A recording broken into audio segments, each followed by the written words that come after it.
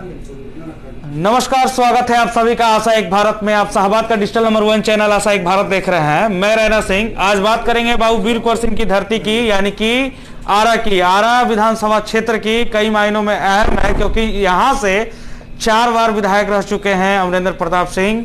दूसरी तरफ बात करें तो 2015 में वो 500 या 600 वोटों से वो चुनाव हारे थे।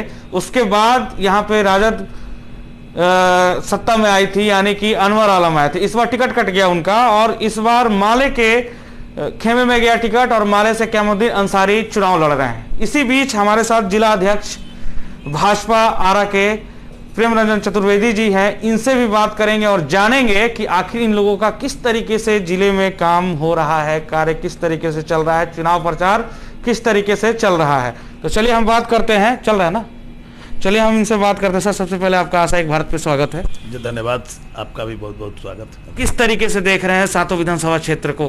कई जगह कांटे की टक्कर नजर आ रही है। क्या आपका रोड मैप है? किस तरीके से प्लान चल रहा है आपका चुनाव का? देखिए, चुनावी जो रणनीति है, उस रणनीति के तहत हम लोग चुनाव भारतीय जनता पार्टी के लोग लड़ते हैं। दूसरा बात कि जो डबल इंजन की सरकार के विकास का जो हम लोगों ने स्वरूप दिखाया है, जनता को बताया है। हमें याद है, हम जब हाई स्कूल पास किए थे, 90 में हमने हाई स्कूल किया था, और उस दशक में हमें याद है, उस समय हम लोगों को अपना घर छोड़ के 15 वर्ष के उम्र में घर छोड़ देना पड़ा था, क्योंकि यहाँ का सिचुएशन जो था, हमारे गार्जियन को वो सूट नहीं कर रहा था, और उन्होंने कहा कि अगर यहाँ से दूर नहीं जाओगे तो तुम अपनी पढ़ाई पूरी नहीं कर पाओगे। और 15 वर्ष के बच्चे को घर छोड़ के घर से बाहर अपनी पढ़ाई पूरी करने के लिए जाना पड़ता। वो सिचुएशन हमें याद है, और हमारे अभिभावकों को भी याद है। सड़क की स्थिति, अस्पताल की स्थिति, स्कूल की स्थिति, सभी आपको भी आपके भी जेहन में होंगे, और यहाँ की जनता के भी जेहन में हैं। तो इन सभी विषयों से हम लोगों ने, जब हमारी सरकार पहली बार यहाँ आई, और तब से विकास का एक नया किरण बिहार की जनता के नज़रों के सामने आया। हम लोग उसी विकास को अपना आधार बना के जनता के बीच जा रहे हैं, और उम्मीद करते हैं जनता हमारी साथ देगी, हम एनडीए की सरकार बनाएंगे। आप सड़क की बात कर रहे हैं, आप स्वास्थ्य की बात कर रहे हैं, शिक्षा की बात कर रहे हैं, लेकिन फिर भी कहीं ना कहीं अभी शिक्षा और स्वास्थ्य, सड़क थोड़ा बहुत ठीक हुआ लेकिन अभी भी दिक्कत है।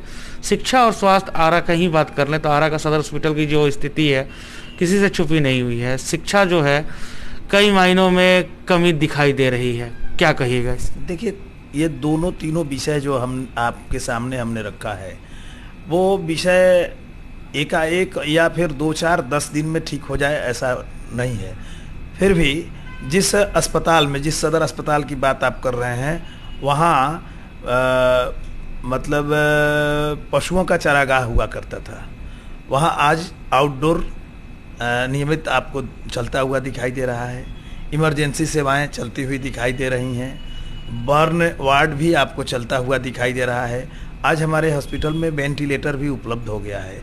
ये धीरे धीरे विकसित हो रहा है, और हम लोग उसका धीरे धीरे विकास भी कर रहे हैं। हाँ, हमने कभी नहीं कहा हमने पूरी विकास कर ली है। अगर पूरी विकास कर ली होती तो शायद हम ये नहीं कहते कि हमको एक बार फिर से मौका दिया जाए, क्योंकि जनता अपने आप हमको देती है। हमने कहा कि हमने विकास का उत्तरोत्तर एक रास्ता तय किया है, और आप लोगों ने मौका दिया तो हम पूर्ण विकसित बिहार की कल्पना कर सकते हैं। चिराग पासवान कह रहे हैं कि हम बीजेपी के साथ सरकार बनाएंगे, और कहा जा रहा है कि लोजपा बी टीम है भाजपा की, और किस तरीके से देख रहे हैं? देखिए, हमारे राष्ट्रीय नेतृत्व ने तय किया है, हमारे मुख्यमंत्री नीतीश कुमार ही होंगे, और जो नीतीश कुमार को स्वीकार कर रहा है वही हमारे एनडीए गठबंधन के साथ है। भाई जो लोजपा के हमारे नेता हैं, राष्ट्रीय अध्यक्ष हैं, हम उनका सम्मान करते हैं। वो हमारे केंद्रीय नेतृत्व के साथ कदम ताल कर रहे हैं, और हमारे केंद्र की सरकार में उनका अपना विचार है कि हम भारतीय जनता पार्टी की सरकार बनाएंगे। हम उनका स्वागत करते हैं, लेकिन भारतीय जनता पार्टी ने तय किया है कि हमारा गठबंधन नीतीश कुमार के नेतृत्व में ही लड़ रहा है, और हमारा मुख्यमंत्री नीतीश कुमार ही होंगे। 3 सीट जदयू के पाले में गई है, और 3 सीट पे लोजपा लड़ रही है। किस तरीके से देख रहे हैं? देखिए, कौन पार्टी किस जगह चुनाव लड़ेगी ये उसके राष्ट्रीय नेतृत्व द्वारा तय किया जाता है। कार्यकर्ता सपोर्ट कर रहे हैं भाजपा के, लोजपा को या जदयू को? सीधा नहीं, सवाल। नहीं, कार्यकर्ता हमारे एनडीए को सपोर्ट कर रहे हैं। हमारे सारे कार्यकर्ता एनडीए के समर्थन में हैं।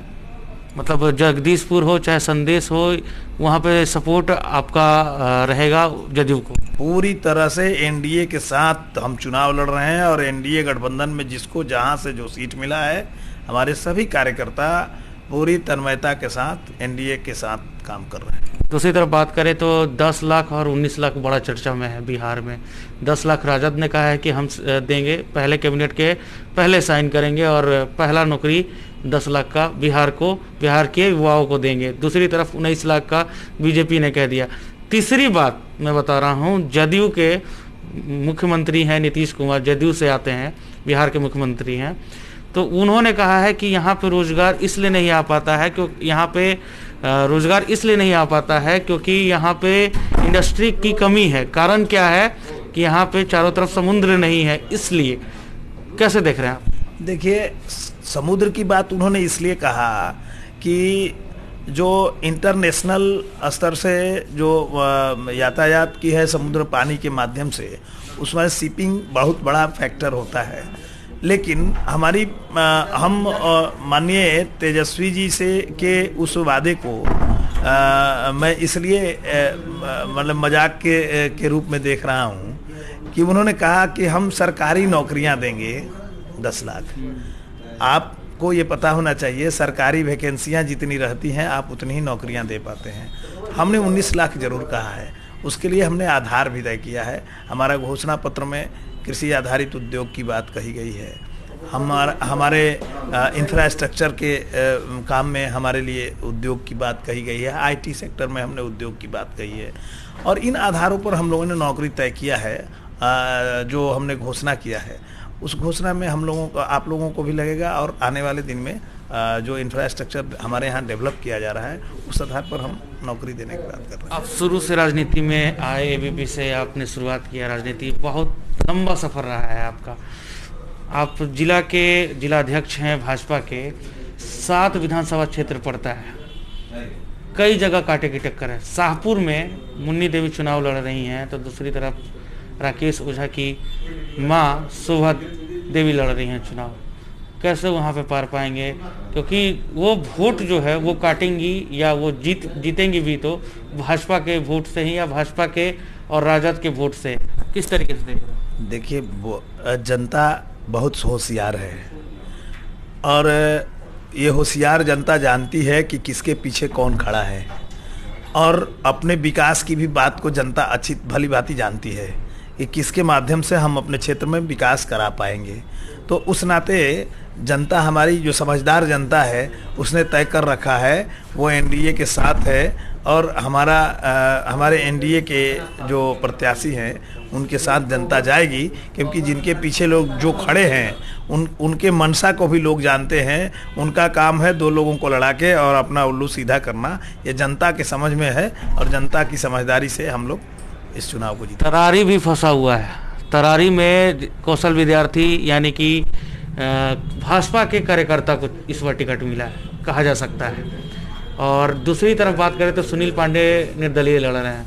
तीसरी तरफ बात करें तो माले है, माले के सिटिंग विधायक भी हैं वहाँ से सुदामा प्रसाद। किस तरीके से देख रहे हैं वहाँ का चुनाव? चिरपरिचित मांग थी तरारी के हमारे कार्यकर्ताओं की, भारतीय जनता पार्टी वहाँ से चुनाव लड़े। भारतीय जनता पार्टी के कार्यकर्ताओं ने जब गठबंधन में हमारे एलजेपी के नेता चुनाव लड़ा करते थे, भारतीय जनता पार्टी के कार्यकर्ताओं ने उन्हें चुनाव जिताने का भी काम किया है, लगातार जिताने का काम किया है। लेकिन इस बार भारतीय जनता पार्टी ने हमारे कौशल विद्यार्थी जी को टिकट दिया है और वहाँ की जनता डबल इंजन की सरकार के साथ चलना चाहेगी। क्योंकि तरारी का जो विकास बाकी रह गया है वो इस सरकार के माध्यम से हम लोग पूरा करेंगे। ऊर्जावान नेता हैं हमारे कौशल विद्यार्थी, उनके साथ जनता का समर्थन भी है। हम जनता के समर्थन के साथ जीतेंगे। बड़हारा में भी पेच फंसा हुआ है। बड़हारा में आशा देवी चुनाव निर्दलीय लड़ रही हैं, भाजपा से ही आती थी वो। दूसरी तरफ बात करें तो बड़हारा से बीजेपी को टिकट मिला है और वहाँ से रघुवेंद्र प्रताप सिंह लड़ रहे हैं, राजद के कैंडिडेट वहाँ से लड़ रहे हैं, कैसे देखिएगा? पार्टी तय करती है कि हम किसको चुनाव लड़ाएं, और जब पार्टी तय करती है और हम पार्टी के सिपाही हैं तो हमें भी ये सोचना चाहिए कि हमको फिर आगे क्या करना है। जो लोग भी पार्टी के खिलाफ जाके चुनाव लड़ रहे हैं, मैं उनको संदेश देना चाहता हूं, अगर भारतीय जनता पार्टी के सिपाही अगर आप हैं तो आप विश्वास रखें, पार्टी आपकी मनोभावना को भी समझेगी और पार्टी के साथ चलिएगा तो आपका विकास भी होगा। पार्टी के कार्यकर्ता, पार्टी का वोट जो है वो एनडीए के साथ है और एनडीए के प्रत्याशी को ही मिलेगा। वहाँ कह रही हैं आशा देवी कि हम वहाँ के कार्यकर्ता उनके कह रहे हैं कि हम ओरिजिनल भाजपा हैं, वो डुप्लीकेट भाजपा हैं। आशा देवी के समर्थक बोल रहे हैं। दूसरी तरफ वो बोल रहे हैं कि आशा देवी बोल रही हैं कि अगर हम जीतते हैं तो हम भाजपा को ही सपोर्ट करेंगे, भाजपा के अलावा हम कहीं नहीं जाएंगे। तो सबसे पहले तो उनको यही सोचना चाहिए कि फिर क्यों ना पहले ही सपोर्ट करें। अगर पहले आप सपोर्ट करेंगी, जब आप भाजपा को ही सपोर्ट करेंगी तो भाजपा ने तो प्रत्याशी दे रखा है, तो फिर आपको पहले ही सपोर्ट करना चाहिए। आप यहाँ सपोर्ट करें, पार्टी आपको सपोर्ट करेगी, मेरा यही सुझाव होगा। सवाल है अध्यक्ष साहब, किस तरीके से देख रहे हैं 7 विधानसभा क्षेत्र में एनडीए को कितनी सीटें आएंगी? देखिए, जनता सीट तय करती है। हम तो यही उम्मीद करते हैं, जो जनता का रुझान है, 7 सीट पर हम चुनाव जीतेंगे।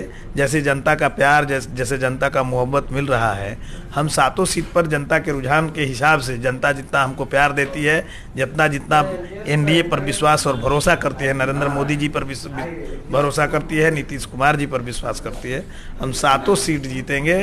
और रैना जी, हम उम्मीद करते हैं कि अच्छे तरीके से एनडीए की पुनः सरकार बिहार में आएगी, ताकि विकास का रफ्तार सही दिशा में चलता रहे। लोजपा को लेंगे? चुनाव के बाद वो हमारे ऊपर के नेता तय करेंगे। अगर हमारे लोग ना नहीं बोल रहे, लेकिन हमारे तो अभी आपने सुना किस तरीके से प्रेम रंजन चतुर्वेदी, जो कि जिला अध्यक्ष हैं भाजपा के, इन्होंने बातें रखी हैं। खबर यहीं तक जरूर बताइएगा कितने सहमत हैं आप। आशा एक भारत देख रहे थे आप, सहभाग का डिजिटल नंबर 1 चैनल। मैं रैना सिंह, शुक्रिया, धन्यवाद। आपका अपना आशा एक भारत को सब्सक्राइब करिए भैया, और साथ ही साथ बेल बटन दबाना ना भूले, क्योंकि बेल बटन दबाइएगा तभी तो खबर फटाफट पाइएगा।